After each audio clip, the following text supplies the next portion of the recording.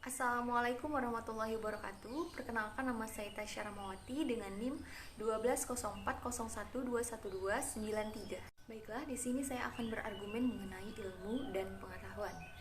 Ilmu dan pengetahuan adalah dua hal yang berbeda. Ilmu adalah sesuatu yang diperoleh dari suatu persoalan dan suatu permasalahan di masyarakat.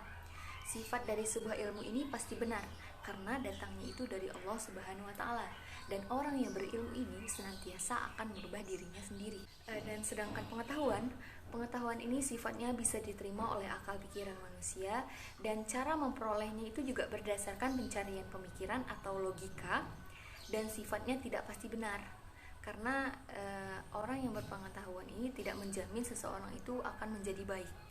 Bedanya antara ilmu dan pengetahuan, ilmu ini sudah pasti benar, sedangkan pengetahuan ini tidak menjamin itu benar. Dan ilmu ini didapatkan dari cara-cara yang benar, sedangkan pengetahuan bisa saja didapatkan dengan cara yang tidak benar, misalnya pengetahuan dalam mencontek. Selanjutnya, bagaimana nih kita mengetahui seseorang itu berilmu tetapi tidak berpengetahuan?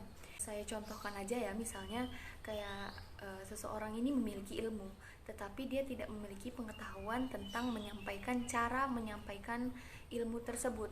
Misalnya, ada seseorang yang lebih tua makan dengan tangan kiri, terus ada seseorang yang lebih muda ingin menasehati bahwa makan dengan tangan kiri itu tidak baik, makruh. Tetapi cara dia menyampaikan ilmu tersebut salah, tidak boleh, itu makruh ya, dengan kalimat yang lantang tanpa adab sedikit pun. Pada hakikatnya ilmu yang dia sampaikan itu benar, ilmu itu mutlak benar. Makan dengan tangan kiri itu memang tidak baik, tetapi dia itu tidak memiliki pengetahuan dalam menyampaikan ilmu tersebut. Kepada siapa ia berbicara? Kepada orang yang lebih tua gitu. Al-adabul fauqal ilmi, adab itu lebih tinggi derajatnya daripada ilmu gitu. Jadi menurut saya, bagaimana cara kita itu mengetahui seseorang itu berilmu tapi tidak berpengetahuan, itu dari cara ia menyampaikan ilmu tersebut gitu.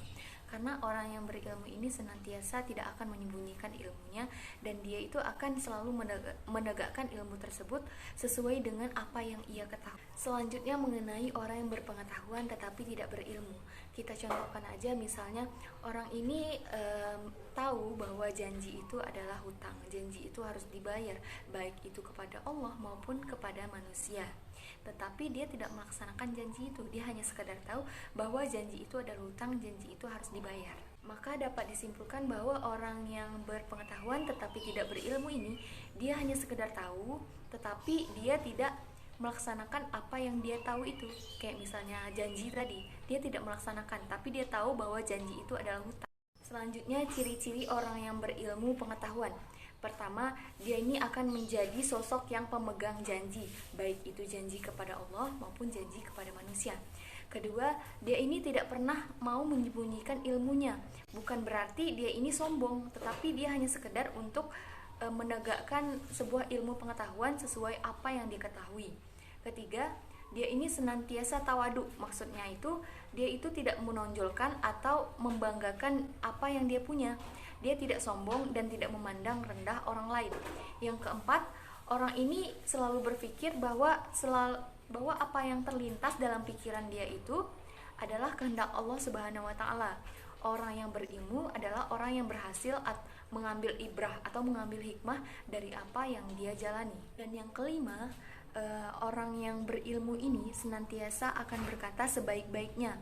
Jadi perkataan orang yang berilmu ini akan senantiasa mengandung hal-hal positif, motivasi, dan lain sebagainya. Orang yang berilmu itu senantiasa berpikir dulu sebelum berbicara. Imam Syafi'i pernah mengatakan, "Aku tidak pernah menyesali diamku, tetapi aku selalu menyesali bicaraku." Dan Ali bin Abi Thalib radhiyallahu anhu juga berkata, "Diam sehingga engkau diminta bicara itu lebih baik daripada bicara sehingga engkau diminta diam." Mungkin itu saja yang dapat saya sampaikan. Lebih dan kurang saya memohon maaf.